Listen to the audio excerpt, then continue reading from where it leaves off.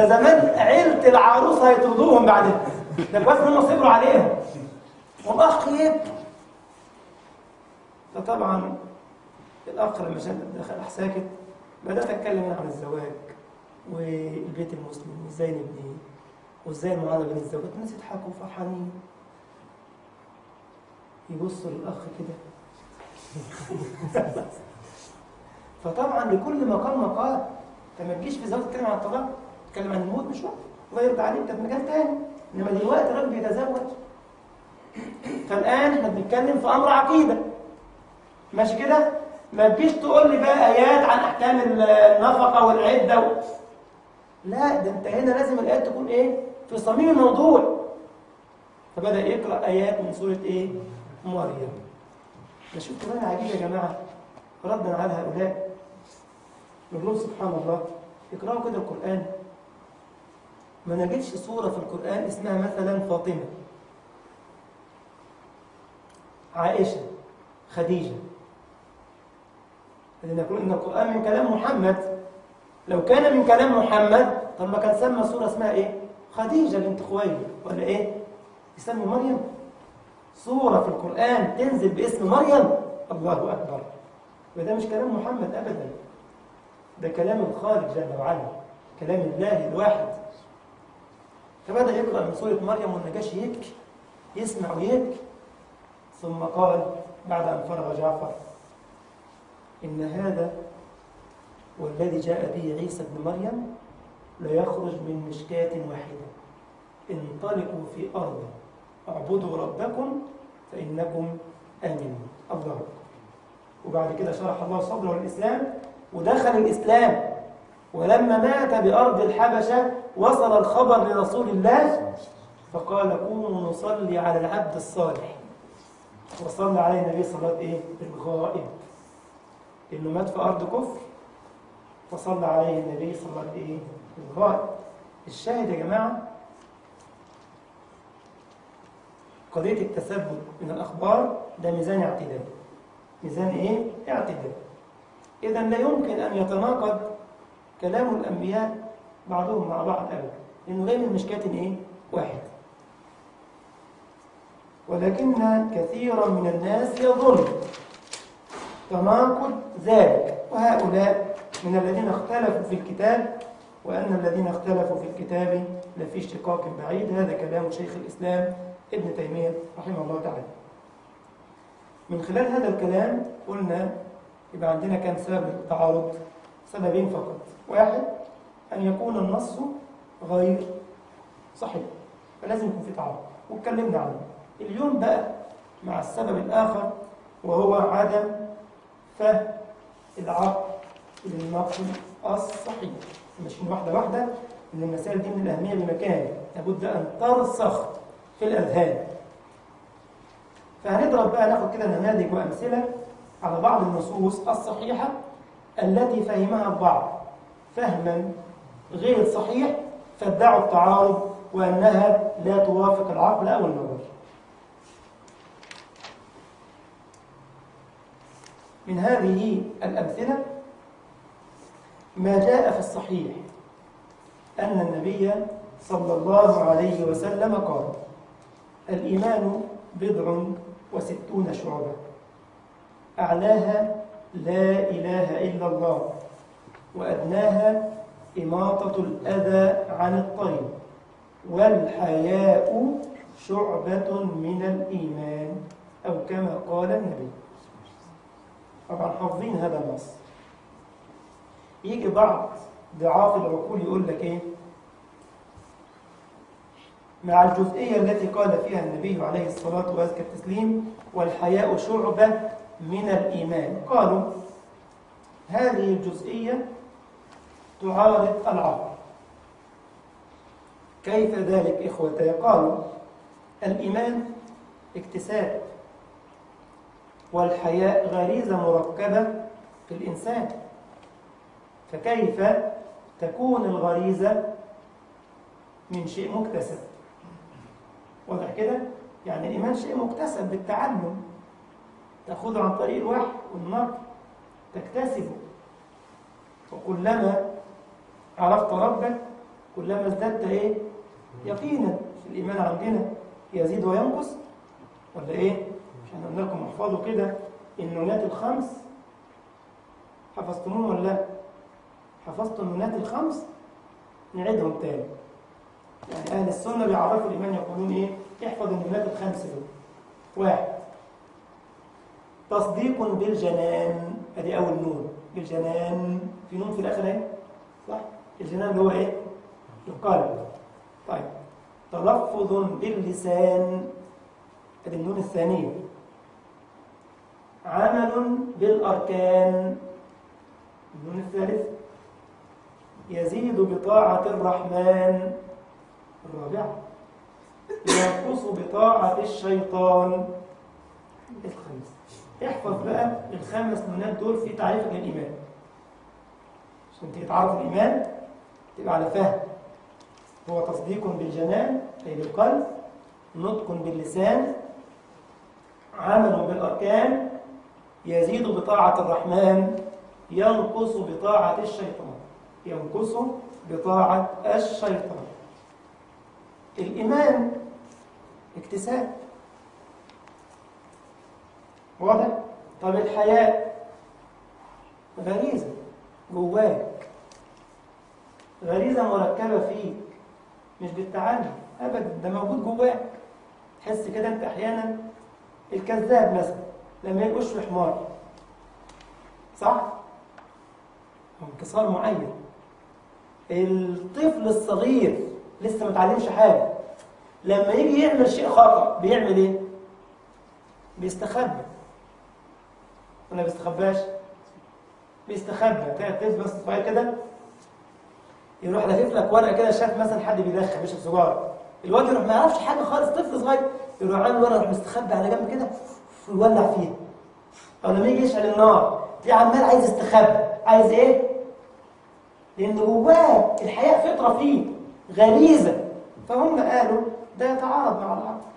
ازاي النبي يقول والحياء شعبه من الايمان، والايمان كسبي والحياء غريزه، والحياء ايه؟ غريزه. ترد عليه تقول لهم ايه؟ الحديث صحيح. هم بقى بيستخدموا العقل دلوقتي، هم المدارس العقلانيه يسموا التنويريون دول، وانا بسميهم ايه؟ مش تنويري، ده تظليمي تخريبي. فهنجيب الرد من أئمة السلف، من أبي محمد عبد الله ابن مسلم ابن كتيبة رحمه الله تعالى في كتابه الماتع الموسوم بتأويل مختلف الحديث. أي طالب علم لابد يكون عنده في مكتبته هذا الكتاب، اسمه إيه؟ تأويل مختلف الحديث. احفظ الاسم يا زكريا. عندك في البيت ما عندكش؟ لازم تجيبه يا زكريا إن شاء الله. ماذا قال أبو محمد رحمه الله؟ قالوا هذا الكلام في صفحة 237 وما بعدها. يقول ردا على هذه أو على هذا الفهم السقيم: إن المستحي ينقطع بالحياء عن المعاصي كما ينقطع بالإيمان عنها، فكأنه شعبة منه. والعرب تقيم الشيء مقام الشيء إذا كان مثله أو شبيها به أو كان سببا له. الله، طبعا ده كلام يكتب بماء العيون. شوف كلام العلماء أصحاب العقول الصريحة بقى. إن المستحيي ينقطع بالحياء عن المعاصي. الزنا معصية، الحياء يمنعك منها. ده لو كان عندك حياء، صح ولا غلط؟ أنا بستحي، مش ممكن أرتكب معصية. بلاش كده. أحيانا حضرتك جلست في مجلس علم، الشيخ بيقول إن التدخين حرام. تدخين إيه؟ تدخين إيه؟ حرام. خايفين ولا إيه؟ ويكون حد بيدخن هنا. التدخين حكمه إيه؟ حرام. وأي حكم شرعي لابد له من دليل. ده إيه؟ ما تقولناش حرام كده عن الشيخ ما أقول لك هات لي دليل. أنت بتقول التدخين حرام، بقى إيه الدليل؟ الدليل اقرأوا القرآن واسمعوا سنة النبي العدنان. في سورة الأعراف آية 57 بعد 100 الأولى. الآية رقم كام؟ 57 بعد 100 الأولى، يعني 157. 157 سورة إيه؟ الأعراف. ودي من السبع الطوال.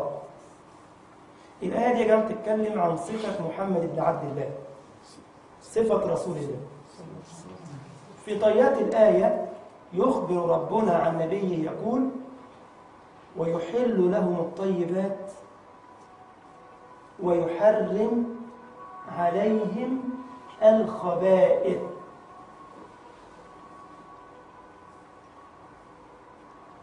هات يا ابن القرآن، هات المصحف كده عشان يقول لك الشيخ ده لا يكون جايب الآية من عنده.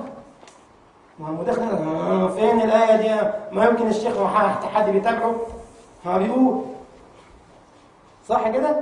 يا طلع صوت الأعراف يا فاروق، يا فاروق طلع الآية 157 كده واقرأ أنت عشان هيقول لك مسلط فاروق. يلا يا فاروق كده اقرأ الآية بتقول إيه؟ أعوذ بالله من الشيطان الرجيم.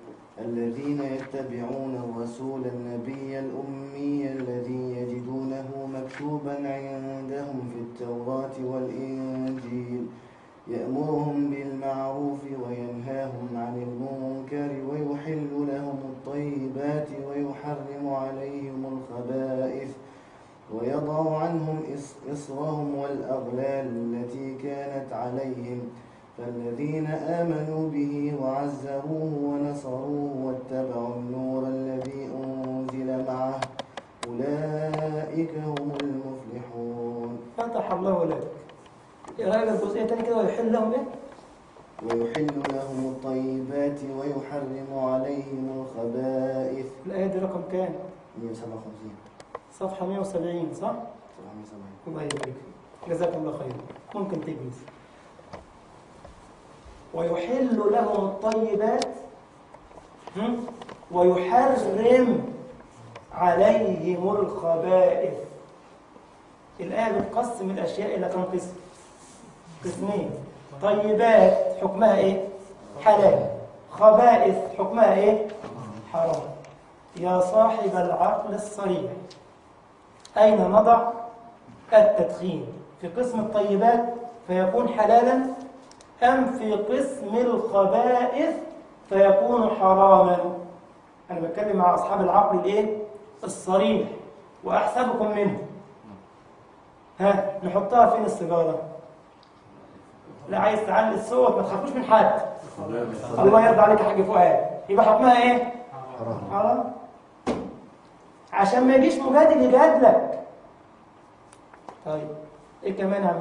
حديث النبي اللي يعتبر أصل من الأصول وقاعدة من القواعد: لا ضرر ولا ضرار.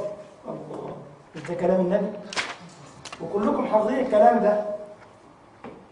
طيب السيجارة فيها ضرر أم نفع؟ بالله عليكم، التدخين فيه ضرر ولا نفع؟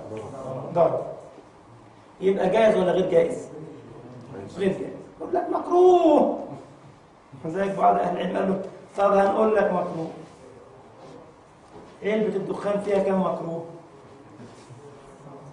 20 صح؟ بس في أوروبا بيقول لك 17. ما في واد خبير هنا قال لي في 17 بس، عندكم في مصر 20. من هنا 17. فالداعية قال له إيه؟ طيب بالله عليك أنت بتشرب كم علبة في اليوم؟ قال له علبتين. يعني عندنا 40 سيجارة. قال له بالله عليك 40 سيجارة 40 مكروه، ما يعملوش حرام واحد؟ ما الشهوة غريبة جدا. صاحب الشهوة ده مشكلة، بتسيطر على العقل وبترفض الشرع لأنه عنده شهوة. عنده إيه؟ عنده مرض في القلب، عنده شهوة. نقول لا، النبي قال لا ضرر ولا ضرر. وفي الحديث الصحيح: والله لا يؤمن، والله لا يؤمن، والله لا يؤمن. قيل من يا رسول الله؟